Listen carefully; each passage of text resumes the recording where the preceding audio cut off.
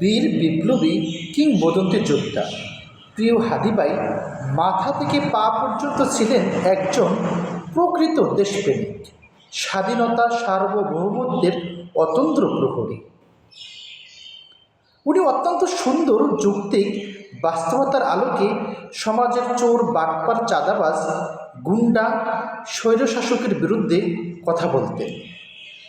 উনি শাহাদাত বরণ করেছেন, উনি শাহাদাতের তামান্না লাভ করেছেন, শহীদদের কাতারে সামিল হয়েছেন এবং দুনিয়া এবং পরকালের উভয় জায়গায় উনি সম্মানের সর্বোচ্চ শিখরে পৌঁছে গিয়েছেন ইনশাআল্লাহ।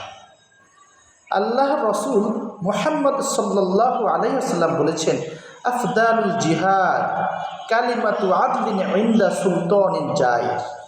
অত্যাচারী স্বৈরশাসকের সামনে সত্য কথা বলা, হক কথা বলা, ন্যায্য কথা বলা হচ্ছে সর্বোত্তম জিহাদ। প্রিয় হাদি ভাই, এই ন্যায্য কথা বলা, হক কথা বলা, এই কাজটি উনি করে গিয়েছেন। আল্লাহ সুবহানাহু ওয়া তাআলা প্রিয় হাদি ভাইকে শাহাদাতের সর্বোচ্চ তামান্না দান করুন, শহীদ হিসাবে কবুল করে নিন।